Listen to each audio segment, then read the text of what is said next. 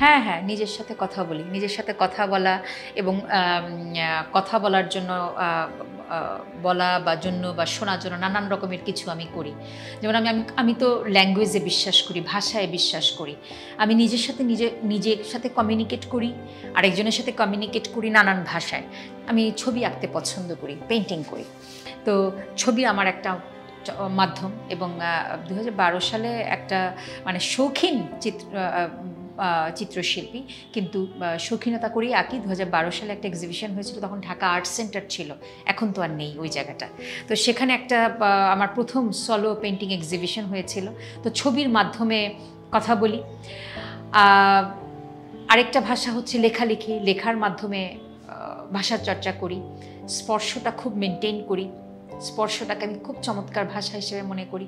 আর নিজের সাথে কমিউনিকেট করার জন্য আমি মনে করি যে ওই যে আত্মসমালোচনা এবং সেলফ ডেভেলপমেন্ট এবং নিজের সাথে প্রতিযোগিতা করা। আমরা সবসময় অন্যের দিকে তাকিয়ে আছি, ওর মতোই হতে চাইছি না। আমার পরিবেশ, আমার বাবা মা, আমার সমাজ, আমার শৈশব, আমার যৌবন, আমার সমস্ত কিছু আমাকেই সাপোর্ট করে, আমাকে আমার মতো হওয়ার জন্য। আমি ওর মতো কিভাবে হব?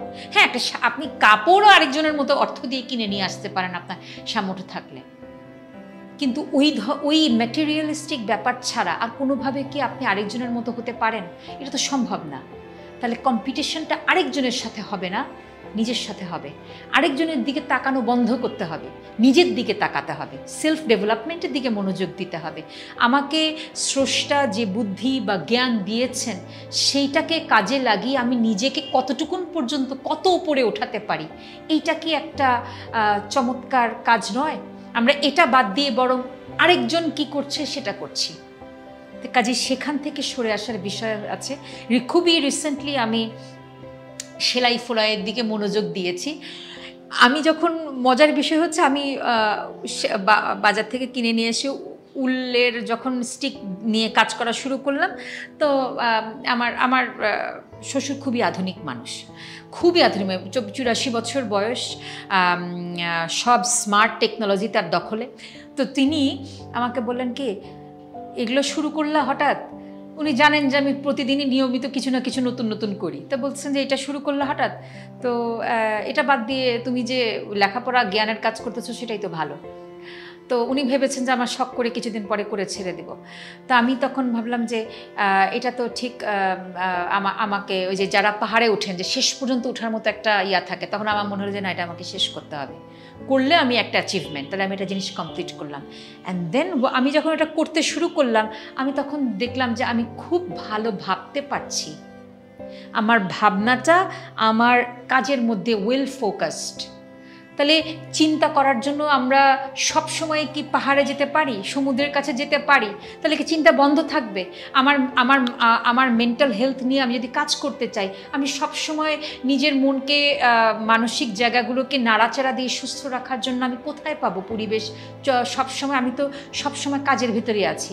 তাহলে আমার জগতের ভেতরেই একটা ছোট্ট জগৎ বা পরিবেশ বা দুনিয়া আমার সাথে, আমার নিজের সাথে হতে পারে, যেখানে আমি কিছুটা এই টাইপের আর কি breathe in and breathe out করতে পারি। আমি দেখলাম যে আমি যখন, ইভেন আপনি বলেন যে যেই স্কিলগুলোকে সাধারণত মেয়েদের কাজ, ছেলেদের কাজ বলে ট্যাগ দেওয়া হয়, এবং যে কাজগুলোকে বলা হয় যে এগুলো না করলেও চলে বা এটাকে একটু বাড়িয়ে বাড়িয়ে দেখা হয়, সে কাজগুলোই দেখবেন যে আপনার জীবনের জন্য লাইফ স্কিল, এবং এইটাই আপনাকে আপনার ধৈর্যের জায়গা, আপনার সৃজনশীলতার জায়গা এবং আপনার ব্যক্তিত্বের জায়গাগুলোতে চমৎকারভাবে আঘাত করে। যেমন রান্না সবার জন্য। আপনি রান্না করতে যান, আপনার মন ভালো হয়ে যাবে। আপনি নিজের সাথে মিশিয়ে কিছু একটা বানাচ্ছেন, আপনি তৈরি করছেন। আপনি হাঁড়িতে নেড়ে তৈরি করেন, ছবিতে তুলি দিয়ে তৈরি করেন, কলম দিয়ে তৈরি করেন, তৈরি করছেন। সৃষ্টির আনন্দ দুর্দান্ত। সৃষ্টি করতে থাকতেই হবে, যে কোনো মাধ্যম আপনি ব্যবহার করেন, এবং এগুলোকে কোনোভাবেই মানুষ ছাড়া আর অন্য কোনো ট্যাগ দেওয়া যাবে না। যখনই ছেলে মেয়ে, পুরুষ নারী, শিশু বড়, ধর্ম জাতি লিঙ্গ দিয়ে আলাদা করে ফেলবেন, তখনই দেখবেন যে বৈচিত্র্য আপনার জীবনে কমে গেছে। নিজেকে একদম আপাদমস্তক একজন মানুষ হিসেবেই ভাবতে হবে।